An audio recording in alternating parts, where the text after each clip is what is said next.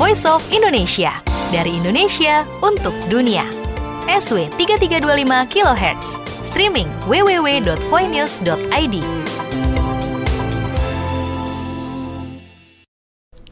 Voice of Indonesia dari Indonesia untuk dunia. Jumpa lagi bersama saya Wahyu Setiobudi, host Anda di acara VOIB Talk, Inspirasi Bisnis, Manajemen, dan Kewirausahaan, khusus bagi Anda, Wirausaha Indonesia. Apa kabar pendengar? Mudah-mudahan siaran ini menjumpai Anda dalam keadaan sehat, bersemangat, dan sukses selalu, bukan hanya pribadi tapi juga bisnis Anda. Hari ini kita akan membahas pendengar mengenai konsep yang kita sebut dengan sustainability. Sustainability disampaikan sebagai salah satu bentuk dari keberlanjutan perusahaan di masa depan. Tentu ini menjadi idam-idaman dari seluruh pengusaha. Karena kalau kita melihat bisnis kita itu dirancang bukan hanya untuk masa kini, bukan untuk masa lalu, tapi juga untuk masa depan. Oleh karena itu konsep sustainability menjadi salah satu hal yang menjadi kunci bagi keberlanjutan dari perusahaan. Kita sering mendengar bahwa sustainability itu digunakan untuk perusahaan-perusahaan korporasi besar. Tapi demikian, ternyata untuk UMKM itu juga dibutuhkan konsep sustainability ini. Nah, seberapa penting konsep sustainability itu di dalam UMKM? Kita hari ini sudah ditemani oleh tamu kehormatan kita, tamu spesial kita, Ibu Devi Anggraini Lembana, PhD. Beliau adalah pakar UMKM, pendamping bisnis dari AJIB, Atmajaya Inkubator Bisnis. Kita sambut dengan meriah Bu Devi. Apa kabar Bu Devi? Kabar baik, terima kasih Pak Wahyu sudah mengundang di sini. Oh iya. Senang sekali bisa hadir di sini. Oh iya, tentu. Ini bersama dengan kita ada pendengar-pendengar yang hari ini setia menemani kita, Bu Devi. Iya. Nah, tadi kita sudah membuka dengan menyampaikan konsep sustainability ya Bu Devi ya. Nah, sebenarnya sustainability itu apa sih Bu Devi? Terus bagaimana pentingnya untuk para pengusaha kita? Iya, sebenarnya sustainability itu yang paling gampang tuh kayak kalau di sini orang suka main musik gitu ya Pak Wahyu. Itu kan kalau main organ atau main piano supaya suaranya panjang, itu kan ada pedal yang dipencet gitu ya. Gitu jadi suaranya jadi lebih panjang. Nah, sebenarnya sama dengan namanya sustain itu ya. Kalau kita ngomongnya kalau musik kan itu sustain ya. Kalau sustainability bagaimana sih supaya kalau kita memulai satu usaha atau kita sudah menjalankan satu usaha itu bisa bukan hanya bisa menguntungkan untuk saat ini tapi juga untuk masa yang akan datang. Jadi bagaimana supaya itu terus bisa berkelanjutan. Nah, itu konsep mudahnya dari sustainability sebenarnya Pak. Iya. Karena kalau kita lihat di pengusaha itu kadang-kadang kalau cuma dapat untung cepat itu gampang ya. Betul. Kita misalkan ada orang terus kita tipu aja gitu cepat gitu ya dapat untungnya ya. Tapi nggak panjang karena biasanya dia nggak datang lagi gitu ya. Betul. Jadi sustain itu bicara mengenai bagaimana bisnis itu kalau orang Jawa itu ada istilah namanya lumintu, mengalir terus gitu ya. Oh iya betul. Gitu ya. Ya, jadi memang kalau dari konsep sustainability itu sebenarnya bagaimana kita menjalankan bisnis tetapi tidak merugikan untuk generasi yang saat ini, bahkan bisa nanti dilanjutkan oleh generasi yang masa akan datang gitu sebenarnya yang konsep dari sustainability business. Dan orang selalu berpikir bahwa kalau namanya sustainability itu yang harus menjalankan hanya seperti yang Pak Wahyu bilang tadi, hanya perusahaan besar gitu ya. Tapi sebenarnya bukan cuma perusahaan besar, bahkan kalau bisa apapun jenis usahanya, bagaimana caranya supaya kita bisa sustain. Jadi gitu. itu ya. Kalau di perusahaan ya, terutama yang UMKM nih Bu Devi ya, kadang-kadang kan mereka berpikirnya gini nih, bukan mereka ya, ada yang berpikir gini, ayah mikir yang besok aja susah gitu ya, apalagi mikir yang jauh gitu ya, nggak kelihatan gitu ya. Kan yang penting sebenarnya saya hidup dulu sekarang, minimal besok saya pikirin, ya nanti yang besok-besok lagi ya udah nggak usah kita pikir nanti masih jauh gitu. Nah itu gimana Bu Devi? Ya, tapi sebenarnya begini Pak Wahyu, kalau kita ngomong tentang UMKM ya, sebenarnya UMKM itu kalau di Indonesia kan kita ngomongnya bukan entrepreneurship, tapi kan kita ngomongnya wirausaha gitu ya. Kalau kata wira sendiri kan sebenarnya pahlawan gitu ya. Jadi dari awal itu mereka itu sebenarnya sudah ikut dalam program sustainability ini. Karena kan kalau sustainability itu kalau kita lihat dalam tujuan sustainability yang diterapkan oleh Perserikatan Bangsa-Bangsa itu kan ada 17 goals. Nah, tujuan yang pertama adalah bagaimana mengentaskan jadi no poverty atau nggak ada orang lagi yang miskin. Dan sebenarnya itu sudah dilakukan oleh UMKM. pertama kali adalah menciptakan lapangan pekerjaan supaya orang itu bisa bagaimana mereka bisa tetap hidup. Jadi itu sebenarnya, dan mereka kalau bisa semakin banyak mempekerjakan orang sehingga semua orang punya penghasilan dan tidak lagi ada kemiskinan. Itu kan sebenarnya tujuan dari UMKM, kenapa itu dikembangkan dari awalnya. Jadi sebenarnya sudah melakukan itu, jadi tinggal dilanjutkan aja. Jadi konsep UMKM itu pemberdayaannya merupakan sustainability dari inisiatif ekonomi masyarakat gitu ya? Iya betul Pak. Oke. Nah kalau kita masuk ke dalam tadi ya, tadi perusahaan besar itu sangat membutuhkan sustainability dalam arti kata menjamin dia terus panjang. Nah kalau UMKM, seberapa penting ini sustainability itu untuk UMKM? Kalau Pak Wahyu punya bisnis maunya untuk jangka pendek atau jangka panjang, ya kan? Nah, jadi sebenarnya dari sustainability sendiri itu ada, bukan hanya dari faktor ekonomi yang harus kita perhatikan, karena kalau namanya orang berbisnis, namanya bisnis pasti ada cuan gitu ya, pasti ada untung. Nah, tetapi sebenarnya kalau dari konsep sustainability sendiri itu sebenarnya ada 3 pilar Pak Wahyu. Jadi yang pertama itu memang ekonomik gitu ya, kemudian yang kedua adalah people atau bagaimana caranya supaya orang itu menjadi hidup mereka menjadi lebih baik ya dengan kondisi yang lebih baik gitu. Kemudian yang ketiga adalah planet atau lingkungan. Bagaimana pada saat kita menjalankan bisnis itu juga tidak membahayakan lingkungan atau tidak terlalu mengeksploitasi kondisi lingkungan kita, dan bagaimana nanti generasi selanjutnya masih bisa menikmati apa yang kita nikmati saat ini. Ya, dan kenapa kok UMKM itu penting gitu ya untuk mereka memulai, karena memang gerakan sustainability ini tidak akan mungkin sukses kalau cuman dimulai dari beberapa orang, tapi harus semuanya. Dan kan ada yang kalau Mother Teresa bilang gitu ya, bahwa mulailah hal-hal yang kecil tetapi dengan cinta yang besar, karena begitu ada orang yang mulai melakukan hal-hal yang kecil dan ini terus berlanjut, jadi kayak multiple effect gitu ya. Dan kita tahu kalau di Indonesia itu justru tiang ekonominya itu kebanyakan di UMKM. Nah kalau ini bisa dimulai dari UMKM pasti akan lebih banyak lagi bisa menyebar ke bisnis-bisnis yang lain sebenarnya. Ya. Menarik banget ya. Jadi ada 3 tadi ya yang kita perhatikan ya. Cakupannya itu adalah yang pertama harus menguntungkan ya tadi ya, profit ya. Terus kemudian harus membahagiakan orang-orangnya ya. Berarti karyawan juga di luar juga ya. Sehingga kalau orang-orangnya bahagia tentu mereka akan lebih panjang ya mendorong perusahaan. Berarti people ya. Terus tadi planet ya, environment, lingkungan gitu ya. Nah Bu, kan kalau misalkan kita ingin mengatakan penting atau tidak penting, itu kan pasti ada pembandingnya ya Bu Devi ya. Nah pembandingnya itu adalah profit jangka pendek sebenarnya gitu. Karena kalau untuk bisa tadi Bu Devi yang menyejahterakan people, terus kemudian bisa bermanfaat untuk lingkungan, planet gitu ya, environment, itu biasanya kan mahal tuh Bu. Misalkan kita beli pas kresek aja murah, jadi kalau kita harus pakai box yang daur ulang segala macam itu kan lebih mahal gitu ya.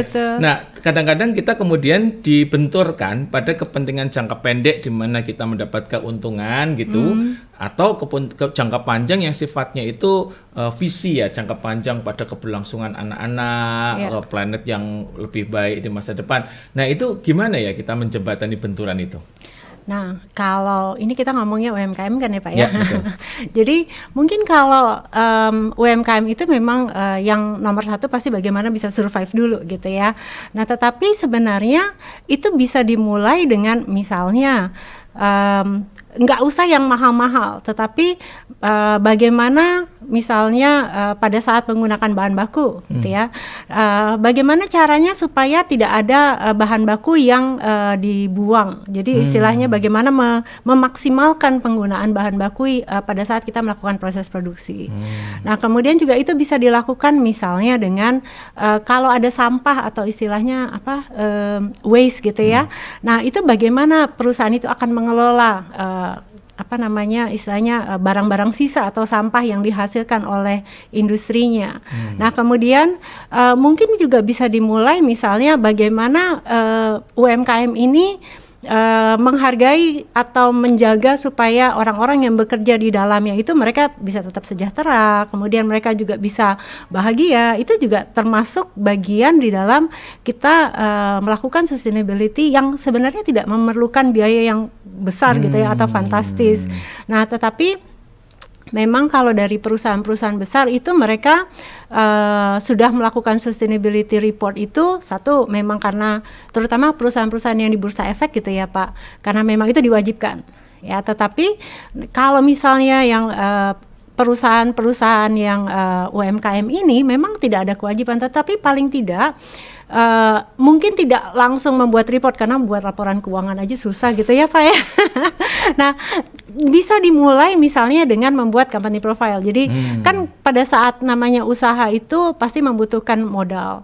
Ya, nah untuk kita bisa mendatangkan orang bisa tahu bagaimana usaha kita, kan kita bisa mulai dengan membuat company profile atau apa istilah bahasa Indonesia profil perusahaan. Iya, profil perusahaan. Aduh ini maaf kadang-kadang suka bingung ininya istilahnya.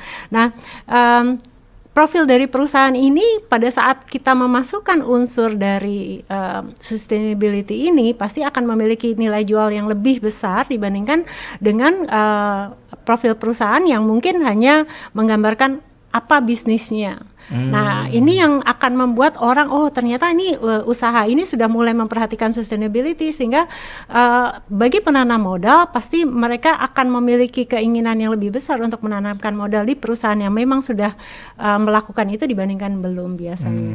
Oke. Nah, ini penting sekali Bu. Dalam pandangan Bu Devi ya, ketika melihat kondisi saat ini dengan pengalaman selama melihat bagaimana praktek UMKM di Indonesia ya, kira-kira seberapa banyak Bu UMKM yang sudah melakukan atau minimal sadar, kan biasanya kan untuk bisa melakukan itu ada tahapnya ya. Yang pertama sadar dulu gitu kan. Sadar, habis sadar dia tertarik gitu kan. Tertarik kan juga belum tentu melakukan ya.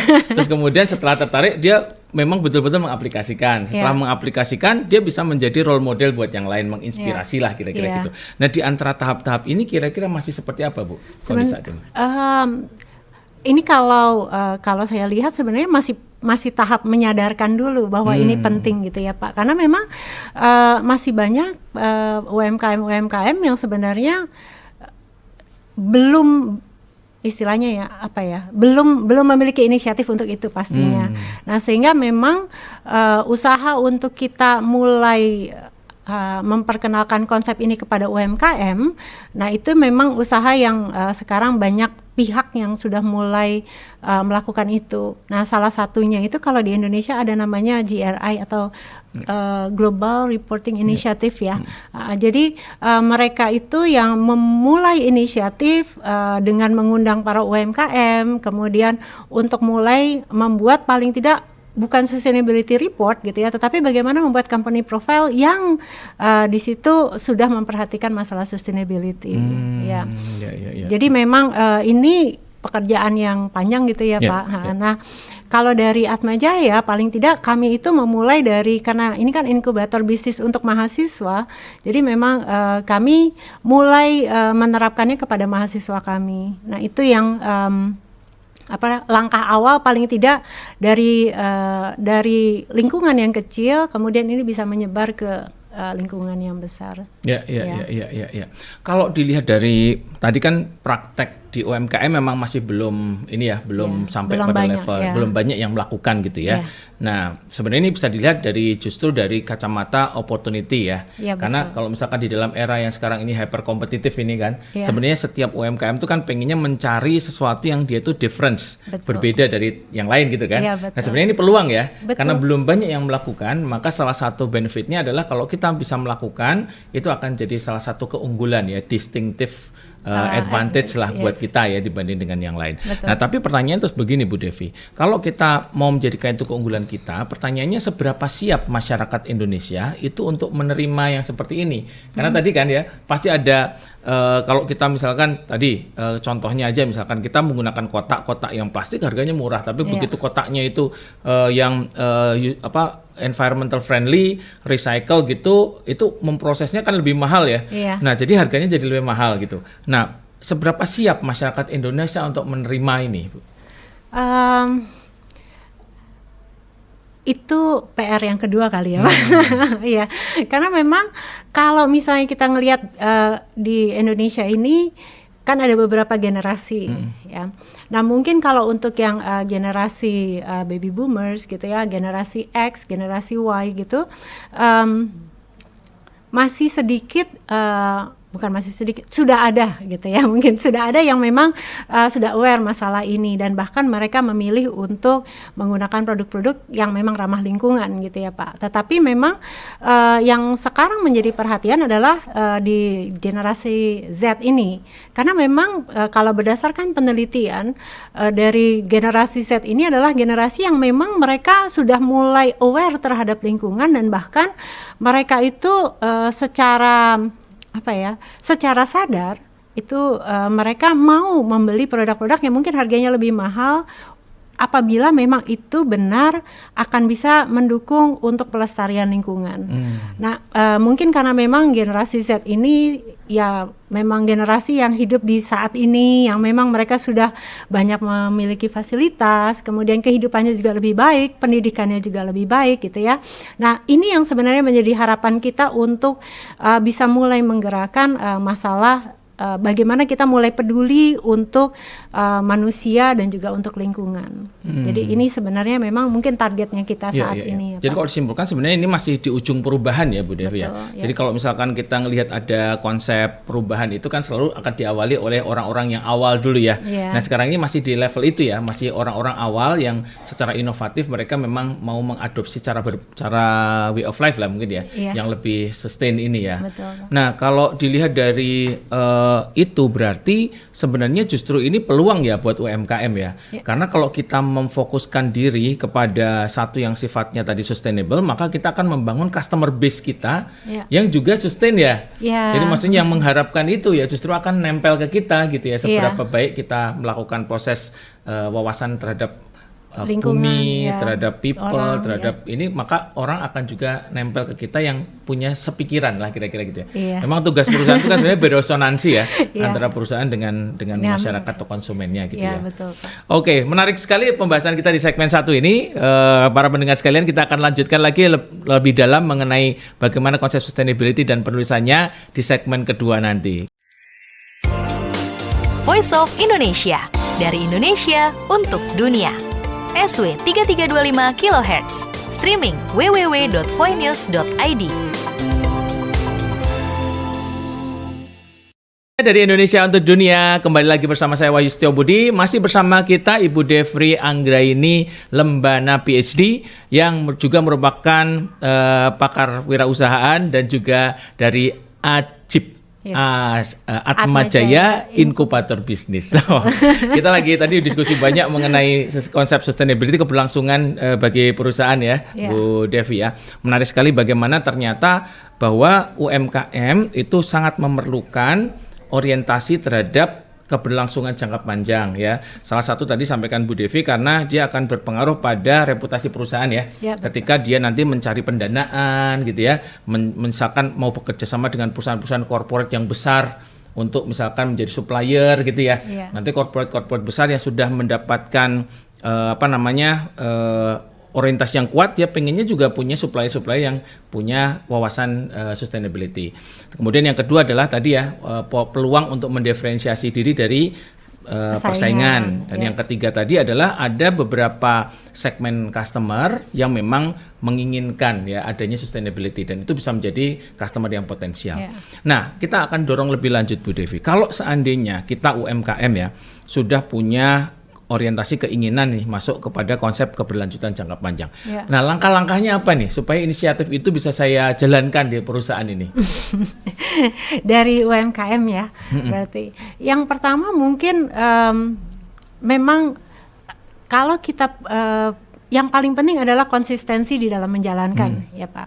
Jadi mungkin kalau misalnya saat ini UMKM ingin memulai misalnya dari bagaimana memaksimalkan penggunaan bahan baku supaya tidak ada bahan baku yang tersisa ya. Nah, kalau itu terus konsisten dijalankan, tapi bukan hanya konsisten dijalankan tetapi juga itu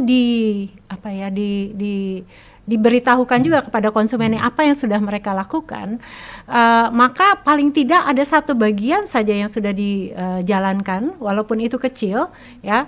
Kemudian kalau misalnya ini sudah berhasil, baru kemudian ambil langkah yang kedua gitu. Misalnya perusahaan saya sudah berhasil untuk melakukan maksimalisasi terhadap penggunaan bahan baku pada saat proses produksi misalnya. Nah, kemudian yang kedua mungkin prosesnya adalah saya ingin ke tahap yang selanjutnya. Misalnya saya ingin perusahaan saya ini pada saat mengolah limbah atau sampah perusahaan gitu ya. Misalnya kalau perusahaan UMKM itu adalah perusahaan makanan gitu ya.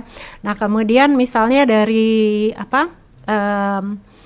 sisa-sisa kulit misalnya ya, motong kentang lah atau motong bawang gitu ya. Nah, itu biasanya kan pada saat kita sudah motong terus sudah kita buang saja gitu. Tapi kan sebenarnya ini bisa dimanfaatkan untuk misalnya dijadikan pupuk gitu ya. Nah, mungkin mulai fokus setelah ini berhasil, kemudian fokus yang kedua. Nah, sekarang saya akan mulai misalnya masalah limbah yang bisa didaur ulang gitu atau yang bisa dijadikan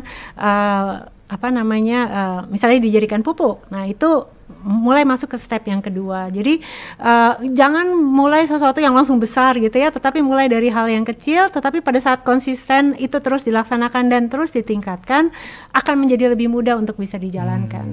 Ya.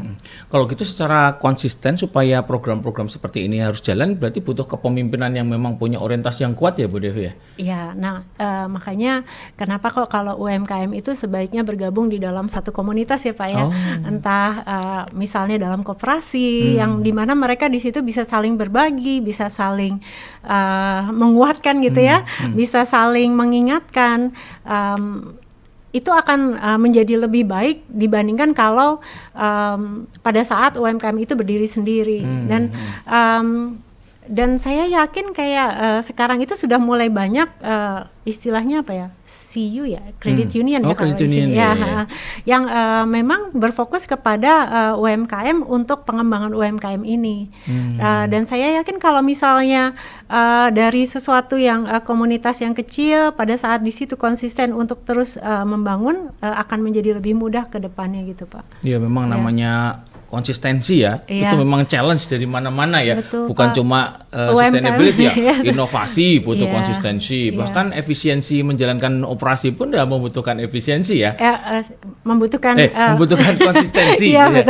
Dan konsistensi itu kadang-kadang kalau kita mengandalkan diri kita, ya namanya manusia ya ditarik-tarik itu kadang-kadang bisa putus gitu kan. Kecuali kalau tadi Bu Devi sarankan ya, kita memang punya satu komunitas yang saling menguatkan gitu ya, saling menjaga, sehingga kemudian semangat itu kalau lagi turun ada temennya yang semangat, kemudian naik lagi gitu ya. Betul, kalau nah itu oke. Jadi tadi leadersnya itu harus memiliki kesadaran dulu. Setelah dia memiliki kesadaran, kemudian menjaga supaya kesadarannya itu makin lama makin kuat gitu. Betul.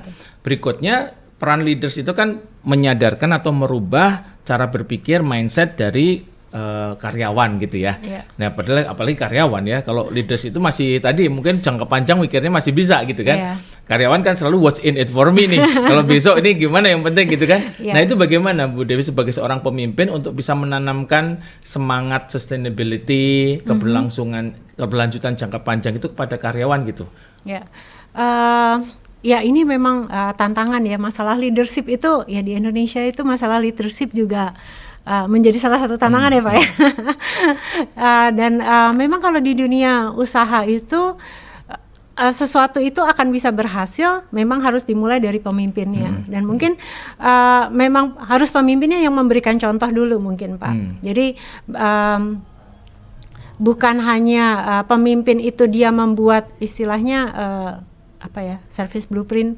Jadi bagaimana setiap karyawan itu harus harus menjalankan usaha mereka atau harus menjalankan kegiatannya mereka, supaya paling tidak mereka punya tahu apa yang harus mereka lakukan dan bagaimana cara melakukannya ya.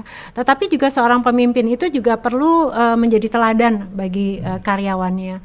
Dan ya memang pemimpinnya dulu yang harus melakukan, misalnya dengan contohnya misalnya dengan memaksimalkan penggunaan bahan baku ya. Pada saat pemimpin itu dia ikut di dalam proses produksi, dia juga ikut memikirkan bagaimana caranya supaya tidak ada bahan baku yang terbuang. Kemudian juga misalnya fokus kepada sampah gitu ya. Atau limbah, atau yang paling mudah lah, tidak membuang sampah sembarangan misalnya ya. Nah itu pemimpin itu yang juga harus memberikan contoh kepada karyawannya bahwa di dalam lingkungan usaha ini, maka misalnya supaya lingkungan usahanya itu nyaman, tidak merokok misalnya. Nah pemimpinnya juga harus tidak boleh merokok di dalam ruangan gitu ya. Nah jadi ya mungkin itu hal-hal yang bisa dilakukan oleh seorang pemimpin gitu. Jadi selain memang dia membuat SOP-nya gitu ya, standarnya untuk melakukan bagaimana caranya supaya walaupun karyawannya mungkin dia berpindah ke bagian lain, tetapi karena sudah ada standar yang harus dilakukan, bagaimana harus melakukan, sehingga walaupun berganti maka prosesnya akan bisa tetap sama. Ya. Memang kalau dilihat memang inisiatif-inisiatif sustainability itu sebenarnya selalu dikonfrontir dengan pragmatisme jangka pendek, sebenarnya selalu begitu ya. Dan peran pemimpin lah di sini sebenarnya memberi inspirasi. Karena kalau kita lihat memang perusahaan-perusahaan apalagi yang UMKM yang berhasil itu memang selalu kita lihat tuh pemimpinnya selalu inspiring ya. Jadi dia itu cara memang berbicaranya, cara mereka memperlakukan orang ya. Iya, jadi inspiring sehingga kemudian orang itu ini adalah ide yang memang bagus gitu. Karena untuk melakukan ini pasti perjuangan kan. Perjuangan itu kan pasti butuh penderitaan atau pengorbanan gitu ya. Nah, pengorbanan itu harus dikuatkan dengan mimpi jangka panjang, yang visi jangka panjang yang benar-benar real gitu. Kalau kita lihat perusahaan-perusahaan besar itu kan memang pasti punya pemimpin yang inspiratif ya. Kalau di luar negeri kan ada Jack Ma, kalau di Indonesia kan ada Pak Hairul Tanjung gitu ya. Benar-benar ketika bicara itu memang menggerakkan ya, menggerakkan anak buah karyawan. Ini dalam konteks sustainability juga seperti itu ya. Iya, betul. Nah, jadi satu tadi diperkuat dulu pemahaman pemimpinnya, yang kedua kemudian dia melakukan komunikasi ya, disadarkan kepada teman-teman yang ada di lingkungan kerjanya itu bahwa ini penting gitu. Karena kalau kita lihat sekarang ini sense of urgency-nya kan udah tinggi sekali ya Bu Devi ya. Yang pertama itu pemanasan global, climate change, itu suhu bumi sekarang sudah naik menjadi paling tinggi, panas di antara sebenarnya yang sudah pernah ada gitu. Belum kenaikan muka laut. Bahkan kemarin saya lihat ada di beberapa data itu di Siberia itu kan ada gletser yang mencair ya. Para ahli di sana itu mengambil esnya, kemudian setelah diteliti itu banyak sekali virus-virus dari zaman sekian ribu tahun yang lalu yang melakukan jadi dia hibernate, kemudian dia bisa come up gitu ya, hidup lagi gitu setelah sekian lama, dan itu kan tentu ancaman ya. Tidak mungkin terjadi kalau tidak ada pemanasan. Nah, itu kan bicara bumi. Nah, sense of urgency seperti ini perlu disampaikan ya kepada teman-teman di karyawan bahwa ayo kita sedikit aja kita berkontribusi pada yang besar itu gitu ya. Oke. Nah, tadi setelah kita coba untuk berikan beberapa sistem gitu ya, menyampaikan, mendapatkan idenya itu gimana Bu Devi? Ini kan tadi kan Bu Devi sempat contohkan kan, misalkan efisiensi penggunaan limbah-limbah dijadikan sebagai alat yang berguna gitu ya, untuk pupuk atau segala macam. Nah, ini kan ide ini tentu banyak ya. Nah, ini dapat idenya dari mana ya Bu? Ya memang kalau namanya ide itu bisa dilaksanakan kalau pemimpinnya ya Pak ya. Ya berarti memang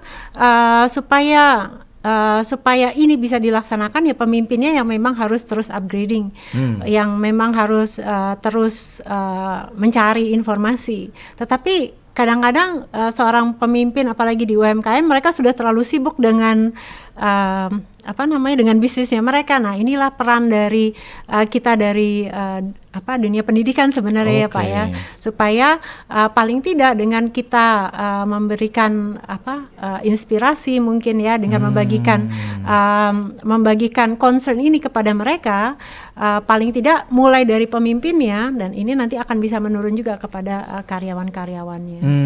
Jadi inilah sebenarnya pentingnya sinergi di situ ya Bu ya. Betul, jadi mesti melebur batas antara dunia pendidikan dengan dunia bisnis ini ya.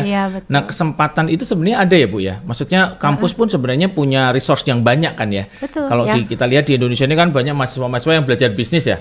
Tingkat 1, tingkat 2, tingkat 3. Sebenarnya anak teman-teman yang sudah tingkat 3, tingkat 4 itu sebenarnya pemahaman bisnisnya sebenarnya udah cukup baik seharusnya sudah bisa mulai membagikan gitu ya Jadi Ya. tinggal teman-teman di pendidikan membuat programnya, kemudian teman-teman yang ada di UMKM juga membuka diri, Iya. ya membuka diri untuk kemudian, nah kadang-kadang kan gini, ini bisnis saya udah puluhan tahun di sini gitu kan, masa ini baru datang, ya Iya. kita udah mau ngasih saran lagi Iya. gitu kan, tapi kadang-kadang enggak ya, karena dunia ini berkembangnya cepat sekali. Betul. Kadang-kadang apa yang kita lakukan zaman lalu kita sebut dengan managing by experience ya, Iya. sudah berubah, Betul. asumsi-asumsi dasar itu sudah berubah gitu ya. Iya. Apalagi sekarang dengan dengan adanya AI ini ya Pak ya. Luar biasa ya. Waduh. Itu juga jadi sangat Salah penting. satu tantangan yang kita sebagai pelaku usaha gitu ya, dengan adanya AI ini, apalagi yang ini lagi apa namanya yang sedang heboh nih masalah chat Ya, GPT ini. GPT, ya, ChatGPT. Ya, nah kita tuh bisa mudah sekali untuk bisa mendapatkan informasi yang baru gitu ya. Bagaimana cara melakukan hal-hal yang tadinya itu kalau kita mencari membutuhkan waktu yang lama, sekarang bisa instan gitu ya kita dapatkan. Di satu sisi itu menguntungkan, tetapi di sisi lain juga ini tantangan juga karena akhirnya banyak hal yang mungkin nanti akan bisa tergantikan dengan AI ini gitu Pak. Nah yang ini yang mungkin juga kenapa kok kita harus terus menantang diri kita untuk kita terus mau membuka diri untuk mau belajar gitu ya. Karena memang sekarang perkembangan teknologi itu sudah sangat pesat gitu.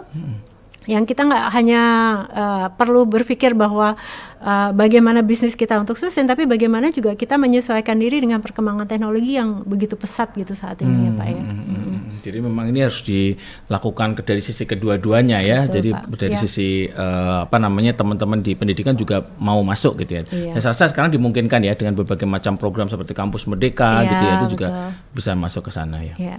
Oke, terkait dengan tadi sudah bicara mengenai mencari ide. Setelah mencari ide tentu kita jalankan ya, idenya dijalankan.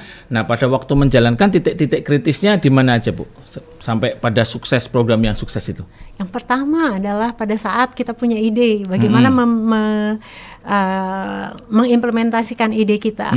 Nah, kemudian yang kedua, setelah ini bisa berjalan, yang paling penting adalah bagaimana caranya supaya bisa sustain itu adalah dengan kontrol gitu ya Pak. Jadi bagaimana caranya kita selalu melakukan istilahnya apa ya, penilaian gitu ya, atau pengamatan sejauh mana pelaksanaan ini sudah dilakukan atau belum. Dan kemudian bukan hanya kita di situ melakukan istilahnya pengamatan, tapi juga harus dilakukan evaluasi. Oke. Apakah memang dari yang ide yang sudah awal yang kita sudah ingin terapkan ini memang sudah sesuai atau belum? Apakah memang ada yang perlu diperbaiki atau tidak? Dan yang paling penting adalah kalau orang itu kan biasanya apalagi karyawan gitu ya Pak, pada saat mereka melakukan itu, kalau tadi apa untungnya buat saya gitu ya. Nah mungkin juga sebagai seorang pemimpin perlu adanya suatu insentif gitu ya. Mungkin insentifnya nggak harus dalam bentuk uang gitu ya, tetapi bisa misalnya dengan memberikan pujian gitu ya, atau misalnya memberikan yang sudah berhasil melakukan, misalnya mereka mendapatkan libur gratis gitu ya, maksudnya, atau jadi sesuatu penghargaan yang membuat orang itu mau melakukan hal itu. Dan mungkin juga perlu juga dilakukan itu pada saat tahap evaluasi gitu ya. Nah kemudian yang tahap kritis itu juga adalah bagaimana untuk dari yang sudah dicapai ini, bahwa orang itu tidak mudah puas gitu ya Pak. Karena kadang-kadang sudah dilakukan, sudah selesai gitu ya, padahal kan sebenarnya masih banyak hal yang bisa dilakukan lagi. Nah pada saat sudah sesuai dengan apa yang ingin dilakukan gitu, atau memang apa yang ingin diterapkan, maka perlu juga mulai menantang diri lagi gitu, dengan menambahkan lagi tujuan-tujuan apa yang ingin dilakukan di dalam usahanya. Jadi konsepnya adalah learning ya. Jadi setiap satu siklus itu digunakan untuk belajar gitu ya. Kemampuan untuk melihat tadi, menjalankan, kemudian setelah itu ada pengukuran digunakan untuk belajar supaya perbaikan berikutnya gitu ya. Betul. Oke, kita akan luar biasa nih Bapak peserta pendengar sekalian ya. Tadi udah kita bahas bersama mengenai bagaimana langkah-langkah kita dalam menjalankan sustainability inisiatif di perusahaan. Voice of Indonesia, dari Indonesia untuk dunia. SW 3325 kHz. Streaming www.voinews.id. Voice of Indonesia dari Indonesia untuk Dunia. Jumpa lagi bersama saya Wahyu Setio Budi. Masih bersama kita Ibu Devi Anggraini Lembana, PhD, yang membahas bersama-sama kita tentang konsep sustainability di perusahaan UMKM. Bu Devi, tadi sudah kita bahas mengenai pentingnya, kemudian kita sudah membahas juga mengenai bagaimana menjalankan inisiatif-inisiatifnya, titik-titik kritis apa ya yang kita perlu lakukan supaya sukses gitu ya. Nah sekarang kita akan masuk lebih dalam pada penulisannya, Bu. Nah, di Indonesia ini kadang-kadang orang menjalankan nggak menulis, nggak mencatat, gitu kan? Atau kadang-kadang mencatat mungkin kurang menjalankan. Gitu. Nah, di dalam konteks ini bagaimana supaya tulisan kita itu benar-benar kegiatan yang kita lakukan itu benar-benar bisa dituliskan dan memang bisa memiliki fungsi seperti yang kita sampaikan di depan tadi ya, menarik gitu ya, kemudian bisa digunakan sebagai ajang untuk mempromot reputasi perusahaan. Kira-kira seperti apa, Bu, prosesnya?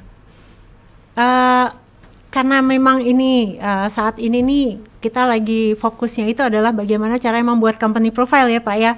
Jadi belum masuk ke bagaimana caranya mencatat semua dan akhirnya kita laporkan gitu ya Pak.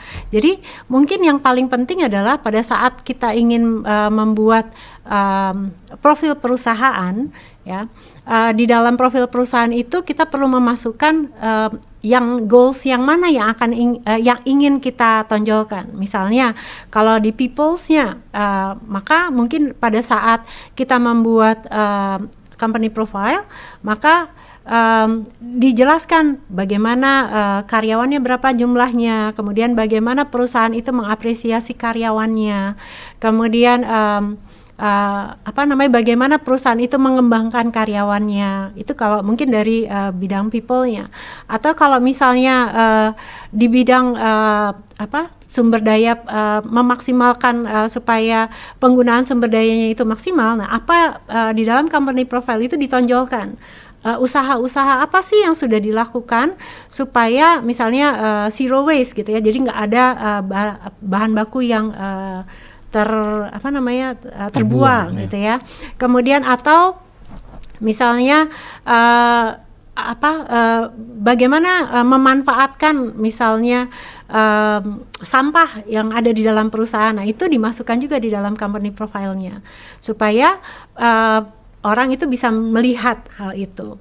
Nah, kalau misalnya memang kalau di Indonesia ini bukan hanya saya yakin bukan hanya UMKM ya Pak ya yang masalah pencatatan ya, bahkan kita sebagai pengajar pun kadang-kadang masalah pencatatan itu menjadi tantangan gitu ya Pak. Nah, mungkin memang yang paling penting adalah membiasakan diri untuk mencatat dulu itu Pak. Jadi misalnya kalau Bapak Ibu mungkin terbiasa dengan menuliskan, misalnya dengan membuat jurnal gitu ya, ada satu buku yang memang kita akan terus menuliskan apa yang sudah kita capai atau apa yang sudah berhasil dikembangkan, atau misalnya masalah apa yang kita temukan. Nah itu mungkin kita mulai membuat diary gitu ya, catatan harian. Tapi juga sekarang itu sudah ada aplikasi-aplikasi yang memang bisa membantu kita untuk kita bisa melakukan self monitoring gitu ya Pak. Nah itu juga mungkin itu juga bisa digunakan. Ya. Oke. Ini kadang-kadang memang yang salah satu yang menghambat itu juga adalah budaya gini nih, humble gitu kan. Orang ini kayak saru gitu loh. Masa saya itu membuat kebaikan-kebaikan kok saya catat-catat gitu ya. Kayak kebaikan mah ya udahlah kita biar ikhlaskan Tuhan saja gitu yang ya. Tahu ya. Tuhan saja mencatat gitu ya. Kan ada pandangan gitu ya Bu Devi. Misalkan saya ngasih karyawan saya beasiswa pendidikan gitu. Ya udah nggak salah, nggak usah dicatat-catat, itu mah udah kebaikan yang biasa kita lakukan gitu ya. Tapi ini dalam konteks perusahaan, kalau pribadi sih oke ya. Tapi kalau dalam konteks perusahaan, karena kita pengen perusahaan ini bertumbuh di masa depan, kita pengen orang bisa tahu satu itu ya. Jadi cara untuk mengatakan bahwa ini adalah proses yang baik adalah yang pertama, pertumbuhan perusahaan itu bisa menjadi alasan mengapa kita harus menjual dalam tanda petik ya kebaikan yang sudah kita lakukan gitu ya.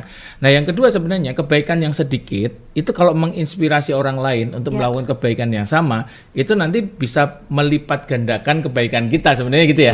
Jadi sebenarnya bukan untuk pamer tapi untuk menginspirasi. Menginspirasi. Coba bayangkan kalau misalkan satu perusahaan itu memberikan beasiswa kepada 10 karyawan.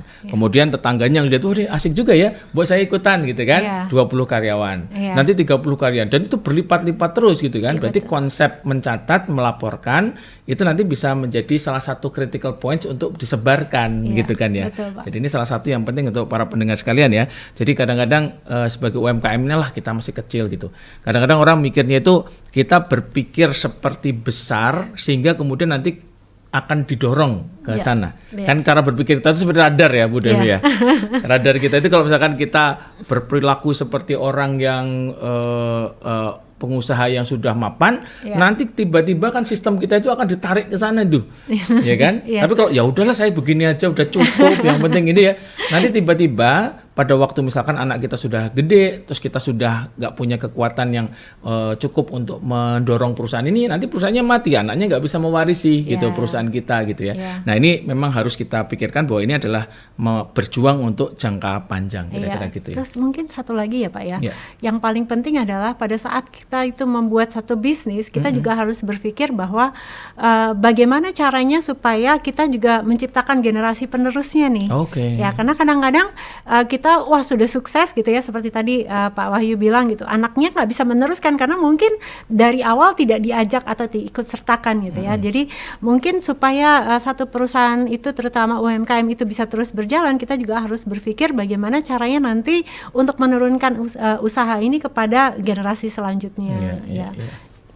Oke, menarik sekali ini pembahasan kita Bu Devi ya.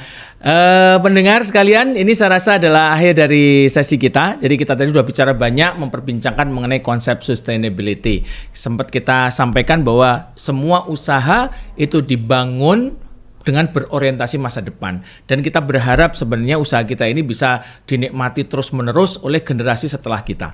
Setelah itu juga bahwa usaha UMKM kita ini merupakan bagian dari dunia ini yang harus memberikan landasan bagi keberlangsungan dunia dalam masa depan. Kita tahu bahwa bumi ini sekarang sudah dalam kondisi yang sangat terbeban oleh aktivitas-aktivitas manusia di dalamnya, sehingga kita perlu berkontribusi untuk mengurangi beban bumi, dan juga secara umum adalah untuk menjaga kelestarian bumi dan kita wariskan ke generasi berikutnya. Untuk melakukan itu butuh beberapa prasyarat. Tadi yang pertama adalah konsep kepemimpinan yang baik, kemudian komunikasi di dalam usaha kita kepada seluruh karyawan, kemudian perancangan aktivitas-aktivitas atau inisiatif keberlanjutan yang baik dicatat, dan kemudian kita bisa report, masukkan ke dalam company profile kita sehingga kita bisa mendapatkan manfaat yang besar dari apa yang sudah kita lakukan. Saya rasa itu beberapa key points, kunci-kunci dari pembicaraan kita hari ini. Mudah-mudahan bisa bermanfaat bagi para pengusaha sekalian.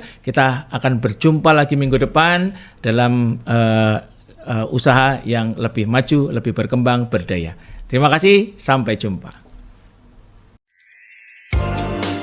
Voice of Indonesia, dari Indonesia untuk dunia. SW 3325 kHz, streaming www.voinews.id.